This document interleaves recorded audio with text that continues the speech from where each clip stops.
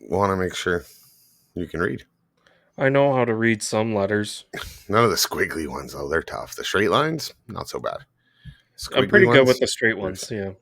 Yeah. You start throwing those W's and U's at you and Z's, and you're just... Well, the W's are still straight lines. Well, it depends.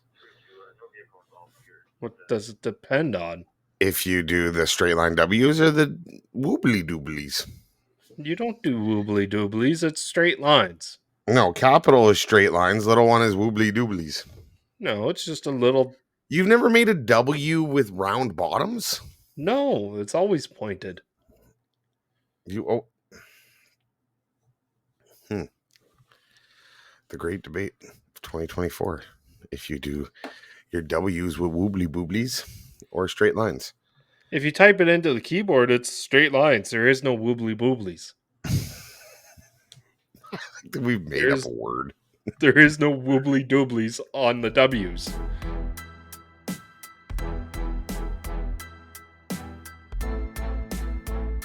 Hey everyone, I'm Brad from Calgary. This is Sean from Cambridge, Ontario. I'm Terry from Cornwall, Ontario. Hey, this is Larry from Pitt Meadows, British Columbia, and you're listening to the Towing Life Podcast.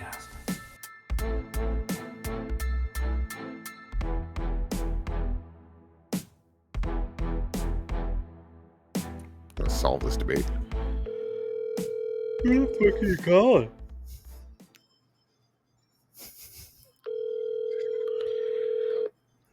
She's not going to answer shit.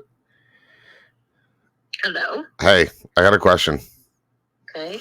When you draw your W's, are they straight lines or with woobly dooblies at the bottom of them? Like they're rounded? Yes, with woobly dooblies. Or rounded? They're straight. They're also known as rounded, yes. You don't draw W's with straight lines, right? I mean, I don't. Some people do. Right. You're taught to do it that way. You're taught to do it straight line or woobly booblies? Straight. Oh, then why do we do woobly dooblies? Because people accustom to the way that they write. Just like Y's are not straight. Some people do a loop at the bottom. Yeah, those people are way too floofy for my likings. Well, you're married to one, so... You're the perfect amount of floopy for my likings. Okay. Thanks for the sound clip. Oh, awesome. Love you, bye. Bye. You walked right into that one, bud. Yeah, I should have known better. I should know how she does her Y's. What am I thinking? Welcome to the Towing Life Podcast, where the ditches are deep, the trucks are loaded, but the drivers are not. I'm your host, Towman G, and as usual, I'm joined by my co-host, friend, and former co-worker, the man with very strong opinions, Mr. Plain Guy. What is going on, G? What is going on? Oh, we go from recording early in the morning to late at night, so I'm sleepy this time, and not for the reason that I just woke up. Late at night. It's 8:30. It's 9 o'clock. Yeah, I'm normally in bed at this time. I'm like an old man. I don't What make is- it past Jeopardy. What is it that you have going on right now that has got you not being able to sleep in? I've been in the routine of getting up at 5 a.m. regardless of what I got going on. Today was 6 a.m., but still. It was Sunday. He slept in a bit. Yeah, I'm yawning as you're doing that intro. So Yeah. I guess I'm no better. We're going to be feeding off each other this entire time, just yawning back and forth. And it's a shame because we have such great things to go over in today's show. Yeah, if you're looking at my eyes on YouTube, I'm not high. I'm just tired. Because they are slits right now. Yeah.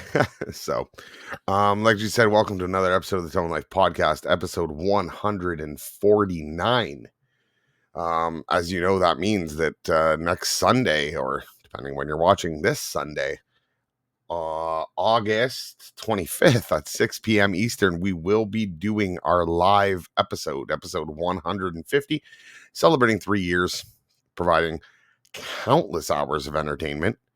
Well, about 150 hours of entertainment to each and every one of you that listen to the show week in, week out. So we do appreciate you coming out. Any questions, comments, concerns you have for the show, or in advance want to send us for the live show, you can find us at www.towinglife.ca, email us at thetowinglife@gmail.com, or find us over on Facebook at the Towing Life Podcast, Or if you're watching over on the YouTube side, you can always leave a comment down below. We will be sure to get to them. The lives, if you haven't before seen them, they are on YouTube as well as Facebook. You have the option to comment live right on it. We do actually actively monitor the chat during the live show. So be sure to get your questions, shout outs, companies, whatever you want to promote onto the show. Send it through on our live episode. Again, that is Sunday, August 25th at 6 p.m. Eastern, 3 p.m. on the West Coast. And double check where that is anywhere in between those two, because I'm not going to give you the time for all 6 or 7 times, or I guess 4 or 5 time zones we have in this country. Oh, and We got a lot we of them. were talking about the tipping last episode, and one of our listeners said you should set up like a donation button, but you can donate to us on the stream. I'm pretty sure over on YouTube you can give us like a super thanks or whatever Alright. it's called over there. I didn't address that because I got the same message sent to me. I think pretty sure he copy pasted the message between us. Yeah. Because I don't think it was to the page, but anyways, we always appreciate them regardless if you have us personally on social media or not. And I thought about that. I said, you know what? It is something that we would probably set up, and I'll tell you, this will be the only time that we'll talk about setting it up, because the reason is that I do not want to promote that. Like, No. I have no desire as part of our intro and part of our regularly, stuff that we make sure to get out to our listeners, want to promote. And don't forget, you can tip us over at No. They're here for the entertainment. Yeah. If you want to leave a tip, if you want to donate, I'm sure you can find a way to do it. It doesn't necessarily have to be through a tip button. You can reach out to us. Hey, I love you guys. I love G. I'm going to send them $5. G, how do I send you $5? Right? Like, we're not looking to panhandle or cater to that kind of stuff. So yes, there may be a button that gets put into the show into future episodes, but it'll be the only time you'll ever hear me promote it, because I do not do this show for the money. If I did, I would no longer be doing this show. But yes, you know what? Hey, come to the Ontario Tow Show coming up in September. Buy us a beer. There's the tip button. You don't even need a tip button, right? Buy G some marshmallows so he can roast them by the fire in his trailer that he's hauling. Send me some peanut butter jelly sandwiches, so in case the food truck food is crap at the tow show. I love peanut butter and jelly sandwiches. Just don't make it with strawberry. That's junk. McDonald's has a new s'more McFlurry, or s'mores McFlurry. It's actually pretty good. It's got like a bit of hot fudge in it and a lot of like little, it kind of tastes like the marshmallows out of Lucky Charms mixed in with it with some crunchy graham crackers. It's actually pretty good. I'm surprised they didn't do like, I don't know if we have that in Canada or if it's just like a Americans we eat everything, that like marshmallow spread, like it's like marshmallow in a jar. No, I've never even heard of it. You've never heard of this stuff? No. Oh, I haven't tried it. And anyone who watching the show who has tried it, you have to tell us if it's actually good. Look up fluff marshmallow fluff. I will when my internet stops shitting the bed. Okay, that is fair. How about I'll do you one better? I'll present a screen that I have it on. Awesome. Chrome tab marshmallow in a jar. So this is marshmallow in a jar. It's marshmallow fluff. Can you see my screen? I don't know if you can actually see my screen. Oh, you can't actually see my screen? No. Do we have to? How do we? Oh, here we go. Add it to stage. There we go. Ah, there we go. This is marshmallow in a jar. Nutritional facts. Welcome to the Towing Life podcast, everyone. No, you've got me. Per 100 grams. Oh, that's just marshmallow. I want marshmallow fluff. There we go. Marshmallow fluff nutritional facts. 2 tablespoons is... Wow, this is a very good... It really shows nothing. 6 grams of sugar. It's 12 grams. Is 6 grams of sugar. Is that a lot? It's half. Of your daily intake? Half of it is sugar. Oh, yeah. Like it's half sugar. Includes 6 grams of added sugars. You don't say. Yes. So I guess that is a lot. I'm surprised they didn't use that stuff as the like that kind of stuff instead of like the little hard marshmallows. Those little hard marshmallows that came in Lucky Charms sucked. I said what I I thought said. they're pretty good. You thought they were pretty good? Yeah. Back when Yeah. I was like 10, eating When was Lucky the last Charms. time you had a bowl of Lucky Charms? Oh, it's probably been over a decade now at this point. I used those Reese's Puffs were the shit back in the day. Yo, I would still kill a bowl of those if we were ever yeah. to any of those. Oh yeah. Yeah. It makes your milk turn chocolatey, and you just delicious. Now we get all these like anti-fun cereals for adults. Make your teeth rot out of your mouth, but it's worth it. It's worth it. Okay, enough of the food. You know what? We do get off pace quite regularly on this show, but 90% of the time that we get off pace is food. Yeah. And I think people in our industry and other operators that are listening can relate to the food side of things. Listen, we're in our trucks, we're on the road constantly, right? There's two things that we're good at: towing cars and eating food. And some of us are only good at one of those things. Podcast into a food eating podcast, or are we just doing a separate branch? We don't have enough time for two podcasts, so one of them's gonna have to stay. One of them's gonna have to go. Well, we'll let the fans decide. But yeah, like I said, we're good at two things: driving tow trucks and eating food. And I've met a lot of operators that are only good at one of those two. So, I wasn't pointing you out specifically for the record. So no, we did have a great episode to get into. We will start off. Actually, G, you had something that you wanted to share right away with on behalf of who again? Well, the names at the top of the screenshot there, the all MSP tow providers. It's from Statewide Towing Association Inc. of Massachusetts. Yes, I can't actually say that state's name without doing the slander term. I had no idea there was a slander term, but okay. Yeah, Massachusetts. Massachusetts. Okay. Yeah. So I'm gonna have to make this full screen so I can actually read it because I don't got have you. a screenshot. In 2022, the Massachusetts legislator passed a law to require all state contractors' vehicles to be equipped with vulnerable user protection devices effective January 1st, 2025. The Registry of Motor Vehicles was tasked with drafting regulation as to the type of equipment required and which vehicle would be required to install this equipment. The RMV did not release the proposed regulation until mid-2024. Oh, you sound like our government. Yeah. At which time, STA filed comments regarding the lack of exemption for towing equipment and the unfeasibility of installing this equipment on towing equipment. STA and our lobbyists have also reached out to legislators, state agencies, and other associations whose members will be affected by these regulations. To date, there have been no changes to the proposed regulations. STA is still actively advocating for an exemption for towing equipment. This means that unless the proposed regulations are amended, all MSP tow service providers will be required to install the required equipment on all their vehicles by January 1st, 2025. The estimated cost to install the required equipment on a towing vehicle is $6,000 to $8,000 per vehicle. Required equipment is as follows: backup cameras. What's a crossover mirror? So those are the front mirrors on the vehicle that will show you in front of the bumper. It's the same mirrors that are on like school buses. Okay. The hood mirrors. No, not hood mirrors. Those are normally convex mirrors that show the sides of your vehicles. These are to protrude out from the hood like 3 feet and show you your whole front bumper. Oh, to make sure you're not running over small children. Okay. Yeah. Convex mirrors, which would be your hood mirrors for the most part, or most trucks have a convex also built into the like tow mirrors.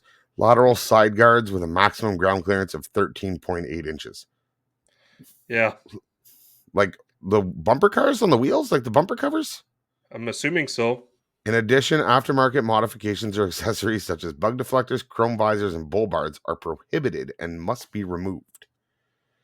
In order to accurately identify the scope and the impact of the number of MSP towing companies who will not be able to meet the new requirements, STA is asking all MSP towing service providers to answer a 2-question survey. This survey is anonymous, and we ask that there only be one response per company. So, So the state is implementing new requirements on state regulated vehicles, Yep. and the tow trucks are falling within that classification by the sounds of it. So for the lateral side guards, what I'm pulling up is, those like skid rails on the side of trucks to cover up any blank space. now, So you know how some of the dry box vans have those like cardboard pieces of shit that hang down low for aerodynamics? yeah. Well, they also Okay, so serve a again, so different function of nobody making can. sure it can get underneath of it the same, right? So Man, what this is actually doing, I've pulled up UMass Amherst College of Engineering. They put out a post about this. What is vulnerable road users? Massachusetts now defines vulnerable user on the roads to include people walking and biking, roadside workers, people using wheelchairs, scooters, skateboards, roller skates, and other micro mobility devices, horse-drawn carriages, and farm equipment. So it also includes safe passing for motorists. You need to provide a safe passing distance of at least 4 feet when passing vulnerable road users. yeah. So anytime we have that, it's 3 feet. I think in Ontario, Yeah. I could be wrong. Um, Rear red light requirement for bicyclists for riding at night, which is good. Safer speed limits, which just drops speed limits down from 30 miles per hour to 25 miles per hour, which kind of sucks. Crash reporting, truck safety devices, which is what we were talking about, backup cameras. This requirement will reduce some of the tragic right hook fatalities we've seen in recent years. right? Yeah. No, it'll The reduce the register number of. shall the register shall also prohibit aftermarket accessories that obstruct visibility or endanger vulnerable users. So does your boom in your back window that obstructs that visibility actually count? No, but I that's hope why they're not. going after the bug deflectors, chrome visors, and the bull bars. The bull bars are probably more because they have an option of sticking out and hooking somebody Yeah. that's walking by, I guess, or that you can hook on as you're making a corner. I mean, it's a little excessive.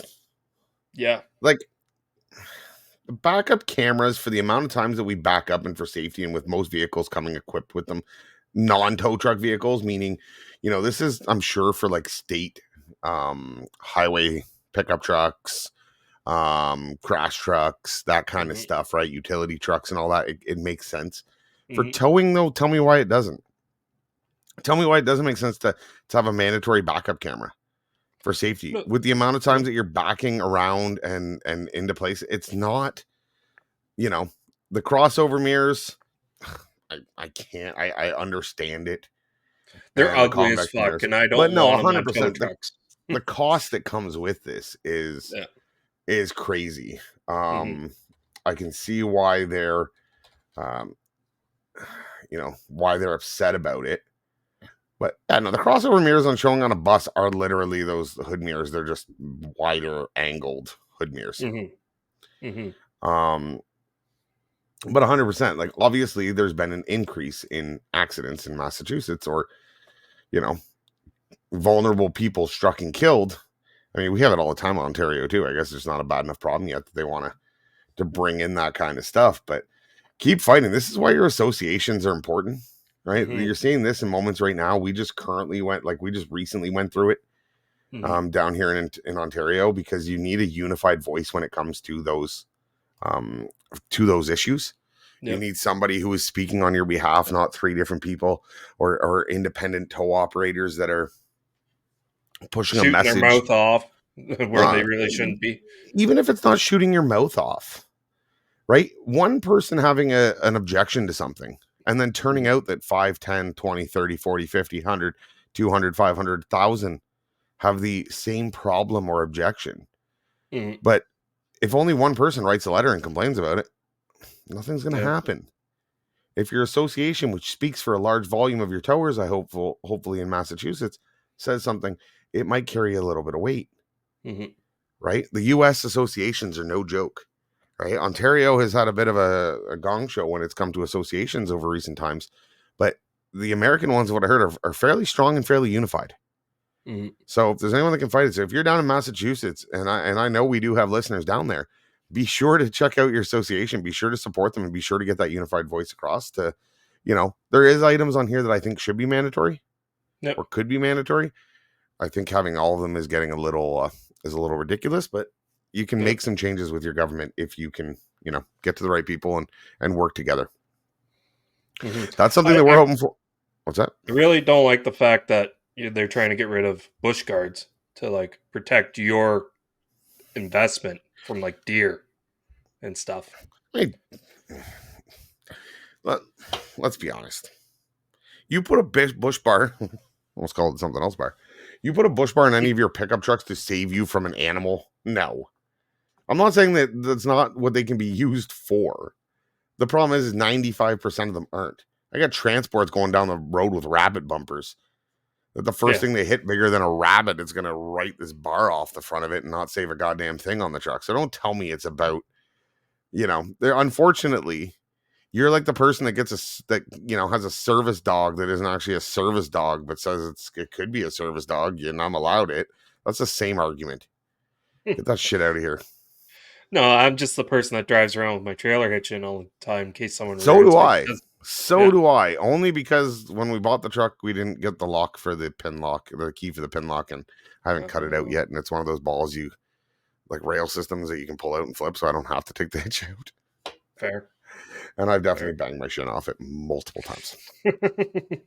But no, legislation change is a pain in the ass, and especially when the people who are writing the legislation aren't living the day-to-day of the companies in which they're enforcing it on, right? We're gonna get into that a little bit. We're running into that situation right now.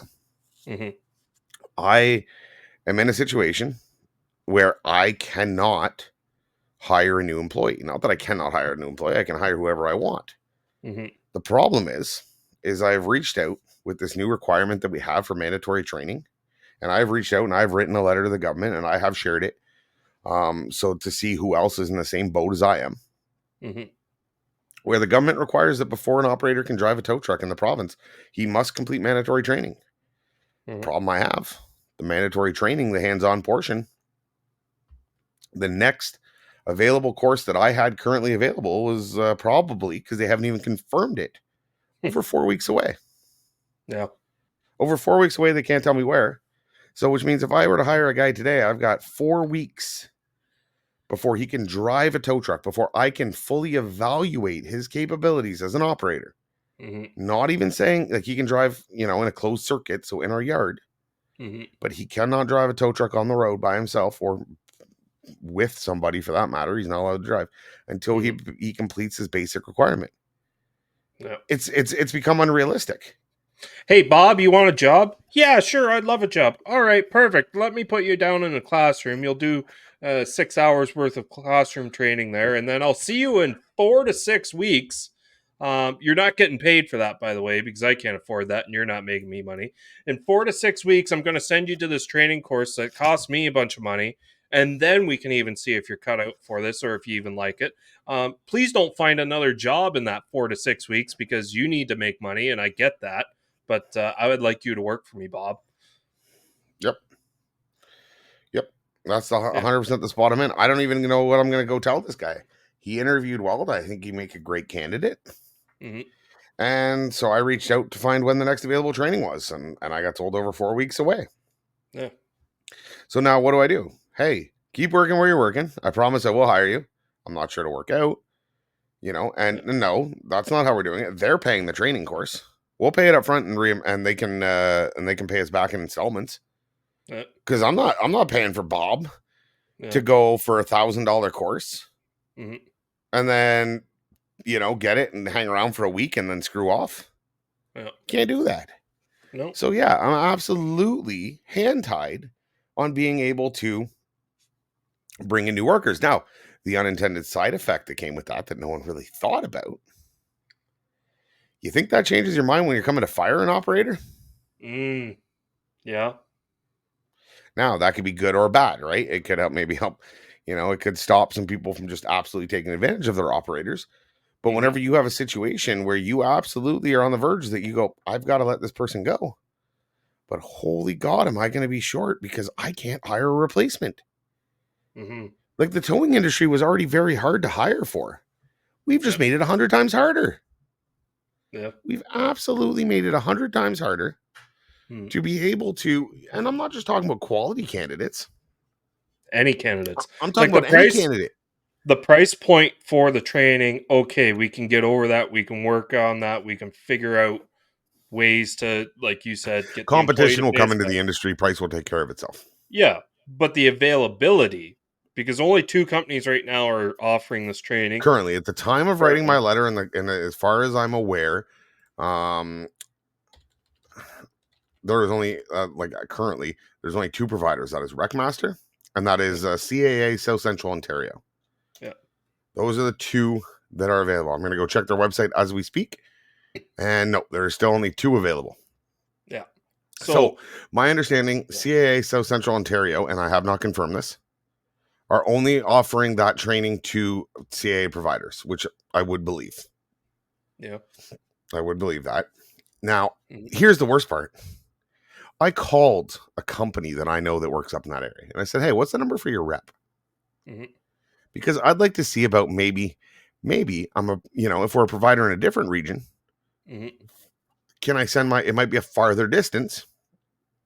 But if they say, hey, I got one next week or the week after, maybe I could get a guy up there. Maybe it's worth it to me. Yeah. So called the rep, left a message. They haven't even returned my call. Huh. Like 4 or 5 days ago, not in, like business days. Yep. I'm like, okay, well, because I guarantee and you're they calling heard from a pretty reputable company as well. Yeah, but they also know where the area I'm from, and probably like that's not my problem. Yeah. Like I'm not sure they would. So Have you I don't talked know to if your rep about it. My rep doesn't have a cell phone apparently anymore, and the only way to get a hold of them is by email, which I have sent off an email and have still not received a response. Oh, wonderful. So that's nice. It's been an interesting week. Can we talk about the elephant in the room briefly? What's that? If you're an audio listener, thank you. But if you're a video listener, you have seen Plain Guy sit with a weird-looking, stupid plastic fedora hat on his head that says "Happy Birthday" on it. My wife made me wear it.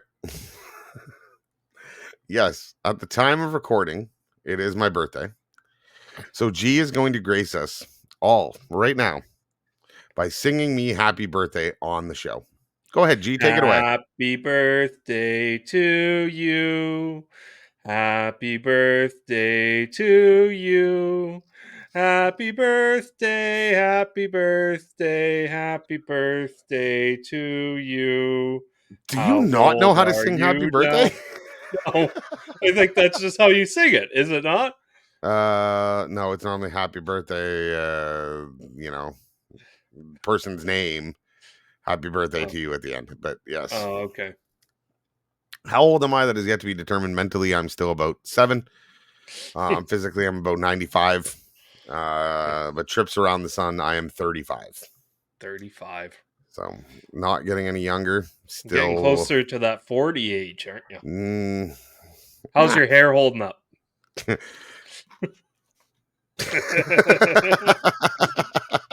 Not very well. No. It's thin. It's thin up there. No grays though. I've been very lucky with no grays. Considering everything, I'm surprised there isn't more of that. So yes, it is. You can thank Just for Men for that. I'm assuming. No, I don't dye my beard. Oh, okay. I've never dyed my beard. I promise you. I'd tell you, if I would, it would be the same hair or color as my hair instead of this weird red beard that I have. Yeah. Yes, that is off topic as hell. But yes, my wife bought me this hat and made sure that I had to wear it today while recording the podcast, since we are recording right on my birthday. So thank you in advance for all the well wishes and anyone who did take the time to wish me a birthday today. It was great. Tillman G didn't, but I did. Oh, did you? Yeah. It started with happy birthday. When are we recording? It was the other day when I sent you a message, and we're going to get into this wreck. This doozy of a wreck that we're going to talk about today.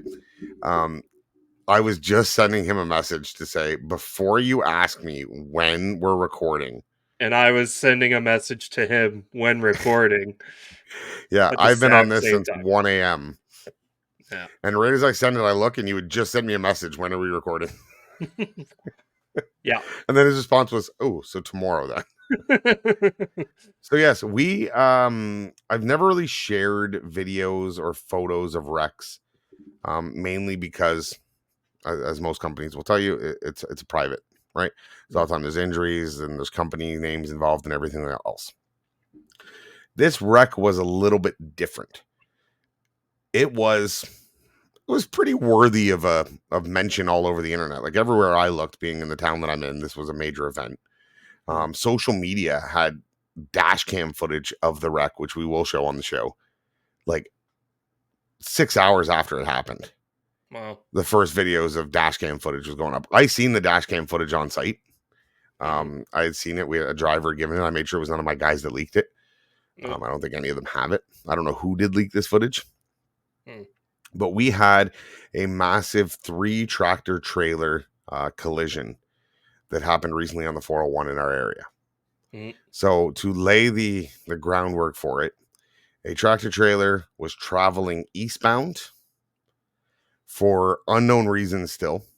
He crossed the center median and almost went head on, and ended up hitting another tractor trailer, which then created a fiery mess, and a third tractor trailer following behind, which we have the dash cam footage for, drove through said fireball and the trailer. So 2 trucks were heading westbound, 1 heading eastbound. Give you an idea of the dash cam footage. We'll play it now. The dash cam footage is from the truck that was the third truck in traveling westbound.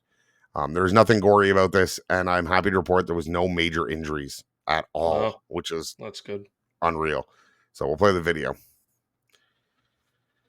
So you'll see the truck trailers heading west. Pretty heavy traffic. Boom. Fireball. Boom. Into the fireball. Like that is...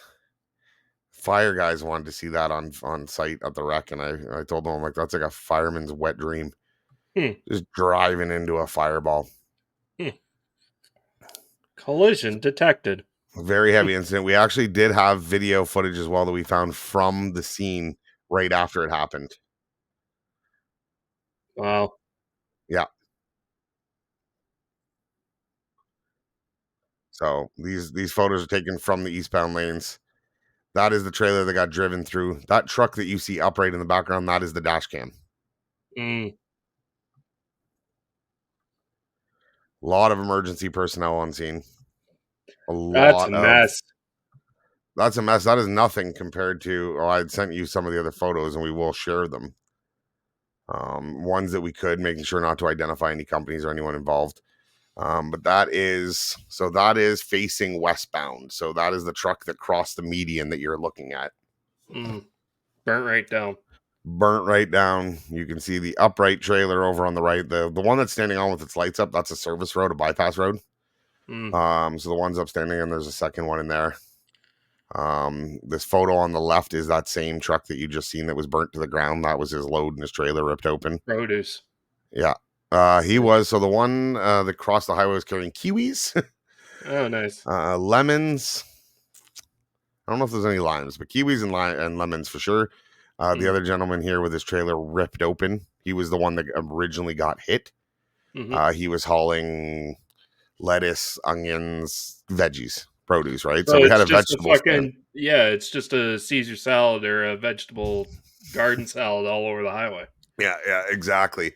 And I have never, going back to the first photo, and it really doesn't do it justice. When I first showed up on scene and I was walking down this highway, there was like little piles of little fires everywhere. Like it looked like a war zone. Like, obviously fire were focusing their efforts on these trucks and these trailers. How nobody died is still a mystery. How nobody had major injuries. The one guy had a couple cut fingers. I don't know if anyone left in ambulance. Like that minor of injuries. Wow. Yeah. So we predicted about the 8 to 12 hour closure once we got started, once we got the okay to do the work and get started. How many vehicles were you here to clean up? All three. Oh, well. All three vehicles and their cargoes.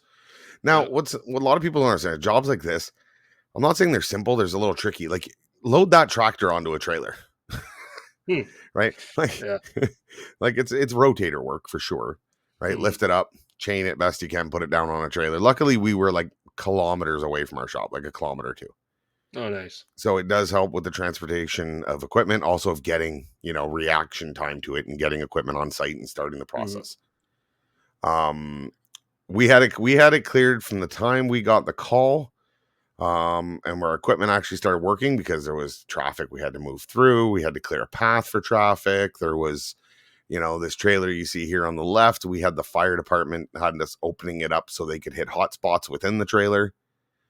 Right. So once we could actually get to work on recovery work, it was about 7 or 8 hours the highway was closed. Wow. Most of this stuff, though, is just, it's destroyed. Every piece of equipment, including that trailer that is upright over there, is destroyed. Yeah. That one is the only one that the cargo is good, but the trailer, the whole reefer, there's a reefer on the front. The whole front of the trailer is torched. Yeah.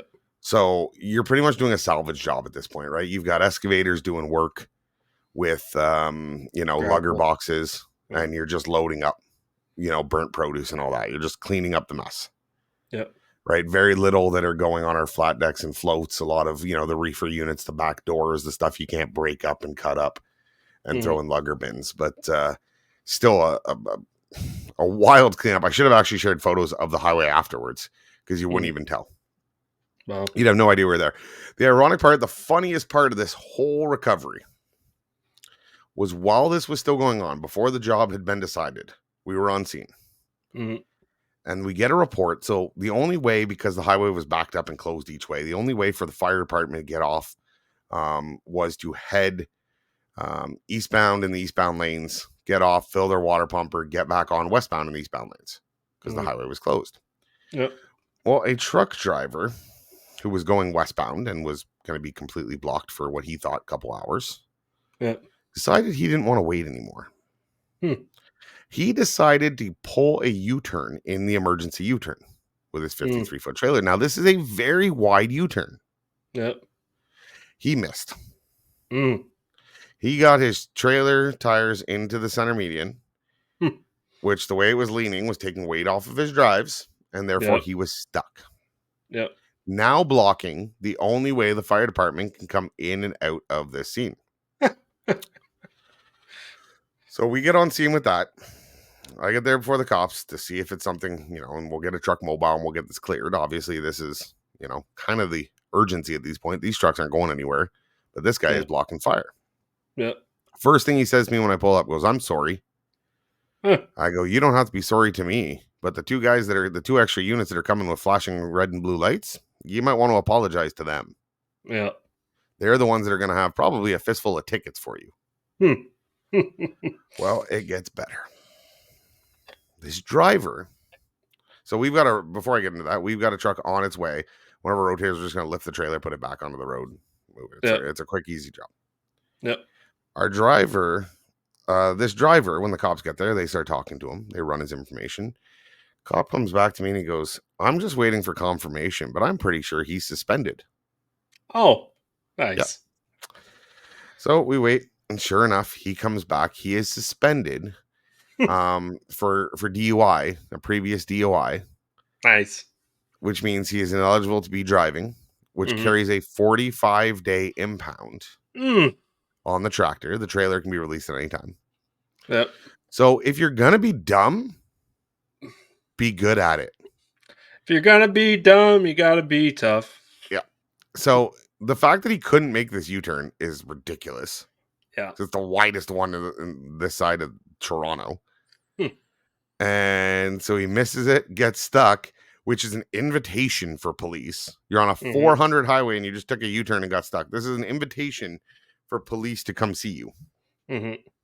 Like that is better than a Christmas card. Yeah. They are 100% going to come see you as soon as you do that. And have a suspended license. Like, I would have ran. Like, at that point, you might as well just got out of your truck and been like, you know what? See ya. I mean, like, if you had a suspended license, wouldn't you have a thought in your mind? Is like, maybe I shouldn't do dumb things and draw attention to myself if I have a suspension, Right? you know? Like, Right? That would be one of the first few thoughts that would come to your mind. like if you let your insurance lapse and you're like, fuck, I don't have insurance. Maybe I should, not do 120 in an 80. Ah. Maybe I should be like a little bit more sensible to We like, get those blend impounds all in. the time. Read the report, especially in our area. There's huge because of our corridor and because we're close to U.S. borders, smuggling, right?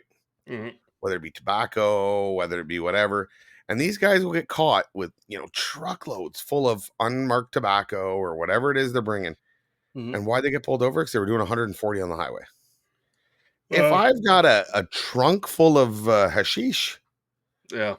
I'm doing 5 over, Yeah. 10 over maybe, even 20. You're non-conspicuous. Yeah. Drive like you would if you didn't have a trunk full of hashish. Yeah.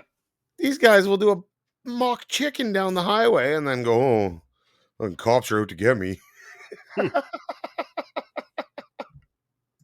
So I didn't include it on the slides, but I got a photo of this truck driver being walked to the cop car in handcuffs, which is pretty awesome. He was released later on, a couple hours later. It So was you had just to send one of your heavies to impound this truck and trailer. Nah, we off of drove the it. site. Oh, okay. With everything else going on with the fire stuff. Yeah.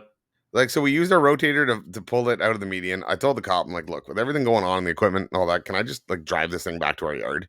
I Yeah. didn't really care. Like the vehicle's impounded. It's going into our care and control. Yeah. Um, It's like so a we left 5-kilometer ride. yeah. So we left our rotator on the side of the highway on the other side because this side might open by the time we got back.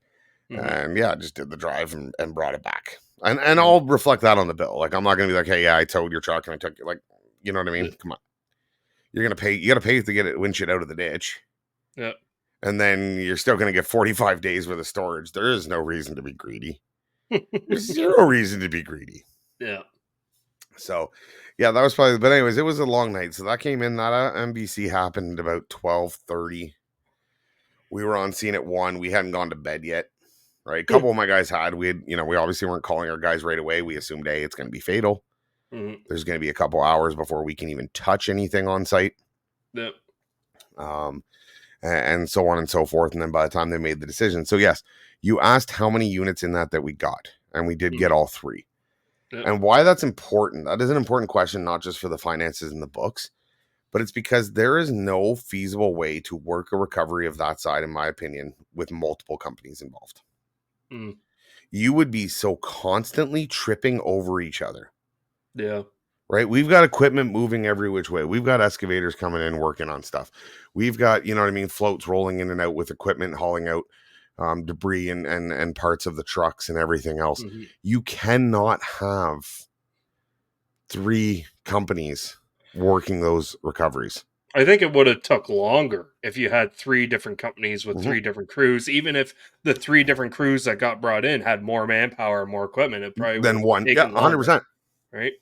100%. So it was talks of it going of that happening originally, and I had no objections because I said, go ahead, you're going to close. Like, we did it in about 8, 9, and I'm not saying we're the best of the best. Like, we still have a long way to go. Mhm. Right? We're humble in our own way, but 100%. If you would have thrown 3 separate companies involved, and even if we were one of them, Mhm. right, you would be, that wreck would have taken a lot longer to clean up, just because of the logistics behind 3 companies trying to do 3 different things working around each other. Yep. Right. So no, we did all 3. It worked out. It was, like I said, 8 hours, whatever it was. I mean, given the scale of the cleanup and everything else involved in this, it was a freshly paved highway, which is going to have to be repaved again. Nice. Like, freshly paved, like 3 days before this. Oh. So the heat and everything that got into it, the gouges that are in the road, Yeah. it'll be a shave and pave, and the roads guys were laughing about that. Like, it's just we haven't had this highway paved, this section, in like 5-6 years. They finally do it in like the week of these guys go on. But Say goodbye to your taxpayers' dollars. Oh, that's it, right? But no, like, I really want to push the point on the recovery side. Like, I've got no problem working with other companies. I've worked with people before on different things, smaller wrecks, and maybe a car versus a tractor where the, like one company's doing the car, one's doing the tractor trailer. Very workable scenes, right? Because pretty much get your car out of the way, and then the other crew goes to work. This isn't one of those ones where it's like, okay, well, we're going to go and do one, and then you guys can come in. No, these scenes were worked simultaneously. And the only way those scenes can be worked simultaneously is if everyone is in communication with everyone. Right? Now, we offer the thing of synetics. You know how nice synetics are in a rec like that? Oh, fuck. When you're working two different scenes. Yeah. And I always thought, I was a big believer of let's separate the frequencies. Doesn't work. Put everyone on the same frequency. You have two leaders that are talking over, like two groups talking over each other. You're listening for the key players you're working with. And my God, though, because when you hear someone hit a snag, you've got a solution for them. When you hear equipment's coming or you need equipment, I have that over here. You know what I mean? And we set up a truck right in the middle of the two, put our station on it, like our base station on it, and worked and it went well. So by the time we rolled out of there, it was about 2:00 in the afternoon, I think. Wow. So we had been up, I hadn't gone to bed yet. I know I hadn't gotten to bed. So we were well over 24 hours at that point. How were your logs leaving? There was no logs. There was no log books that night. I wasn't hauling freight. I was towing. Yeah. But no, it was the team really pulled together. I had a guy that night who had gone on an overnight pretty much drive to Barrie, actually. And back. Got back at like 8 a.m. and went right to scene and started helping out. Yeah, like that is the team that we have, right? We had guys who weren't available for the rec. Well, they're just as important because guess who was covering while we were sleeping? Yeah. Right? You know what I mean? Like I got back from this, I slept for 14 hours. It was 30 some hours straight we had been awake. I had to go. We had made plans with my mother for dinner and celebrate my birthday. And so I got back at like 2. I think I got back about 3:00. I said, "What time are we going?" Well, it's like 4:30. I'm like, "Oh no." She's like, "What?" I'm like, "I want to lay down." Yeah. But like if I go down, I'm out. Yeah. So I laid in the most weird way, and I'm like, "I just want to sleep for 15 minutes." She's like, "Don't do it. Don't do it. You're not gonna get up." It was the best 15 minutes I ever had in my life. I managed to get myself up, felt a little bit more refreshed, went for dinner, and then after dinner and dessert and everything else, I'm sitting there like, I gotta go home because I'm about to fall asleep. Yeah. So no, it was a wild recovery. Those are definitely the jobs that they help financially too. Like they're great jobs financially, no doubt. But it's also like they're big team moments. The team comes together. You really see what you have in guys on those recs. Yeah. When you're pushing to the 24 hours, you'll find out what a guy's made of. And you'll also find out how much of a team player he wants to be. Right? Because my team players will show up every time. And then you get the guys that are just like, I had guys where I send a message, "Hey, if you're looking, we could use guys for a little bit of extra labor for this rec." And I never heard back from. Later on that day, never heard back from anything. So you know what I mean? Like you find out who your team is in recs like that. For sure. Can you really blame them for not getting back to you though? No. Especially at 5 a.m. Yeah. Wouldn't mind like a little 2:30, in the afternoon. "Hey, sorry about that." Yeah, I was sleeping, I was sleeping, whatever. Understandable. I wish I was sleeping too. Like I never given you can't give people shit for that. No. Right? I'm a big believer in all of our guys, and I run the same way. If you're off and I call you, and I had a run the night before, actually, that Barrie run where I called the guy and I said, "Hey, I've got this run going to Barrie. Are you interested?" He's off. He says, "No." I said, "Okay. Like, you'd be helping me out if you did, but your off time is your off time." So, like, would I appreciate if you did? 100%. Am I mad that you're not? No. Like, anyone not doing this rec, it's voluntary at that point. Like, you're not forced to be there unless you're scheduled working. Then you're forced to be there. Like, there is no, So, no, I can't fault guys for saying no. So, yeah, those were the wild adventures of the 401, the fiery and wild times along Canada's busiest highway. The worst part is you're sitting there going, like, wrapping that one up, and the joke we always have is, there's going to be another one, right? And, like, I don't know what you do. After 30 some hours, another one comes in, like, you just go, like, no. Yeah. You kind of got to. All your guys are Yeah. well out of hours, well out of energy. So you cannot wait 24 hours and we'll be there. Or do you just suck it up and go for round 2? If there's one thing that towers are, it's suckers for punishment. Yeah. I truly believe that towers are some of the biggest suckers for punishment. You got to get a sponsorship with either Monster Energy or Tim Hortons and supply coffee or Monster Energy to the scene. Yeah, coffee was definitely a thing. Yeah. Well, I spent a lot of time escorting equipment back, right? Because this stuff was pretty mangled and whatnot. And normally every escort back, it was Tim Hortons on the way. Yeah, grab a, fire showed up. Fire was awesome with us. The fire guys were great. Yeah. They had a couple hoses they had to write off after that. They were covered in diesel fuel. Because they get saturated and they can't reuse them. So, like, we talked with them, and we'll keep the hoses because we'll cut them up and use them as protectants in situations around sharp edges because they're Kevlar hoses. Yep. So we'll cut them up and make them into strips and have them around the stuff. They were great. They had coffee, donuts, offered us coffee and donuts as well. The fire department had donuts. They had coffee and donuts sent out to them. I don't know who brought them. Probably the police department. Nah, no. There are two touchy groups in our area. No, it was probably one of the, we had a couple pickup trucks there, fire pickup trucks and stuff. They probably sent somebody out at one point. Yeah. We had 3 different fire halls responding to it, right? So we had a lot of firefighters, a lot of hungry, tired firefighters there. They had to get some sugars and some caffeine in them. Yeah. Fuck. I went to the store on the way and I got 2 what do you call those? They're these protein bars you can get at the gas station now. Cliff. 2 Cliff bars, a Kit Kat, and beef jerky. That's your breakfast, lunch, and dinner. Yeah, I had my Cliff bars, and my Kit Kat is melted in my truck now, and my jerky's still in the backseat. Jerky's good though. It'll go in the go bag. I keep that go book bag for every time I got anything. There's probably I should have checked that. There's probably a Red Bull in there. And the jerky will just get added to the collection. Yeah, and the chocolate bar will be thrown out. The chocolate bar will be thrown out. Unless it stays in there until winter and it hardens it back up again. Yeah, I reached down today and touched it and went, oh yeah, I forgot you were still here. You are definitely going to be a little soft. Yeah. So that being said, it was a hell of a day. It was a hell of a weekend. It was a hell of a birthday.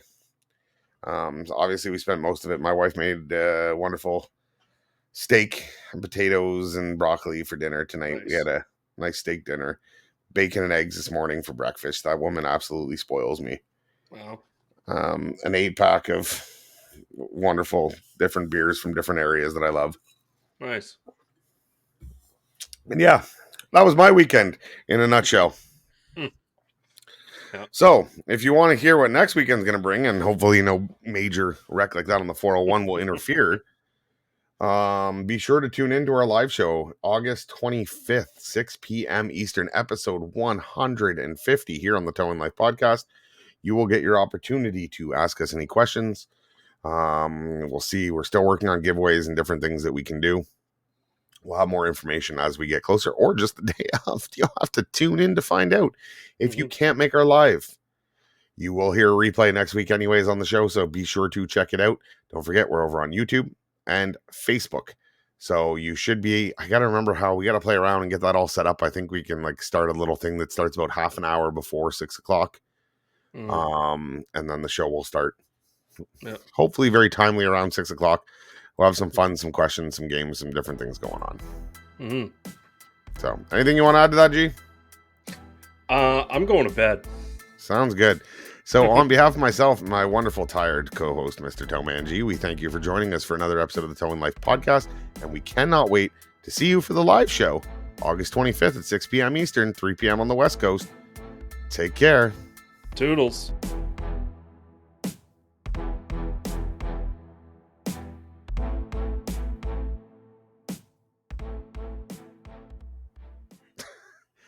And he lets out the biggest yawn of life. You're gonna make me yawn.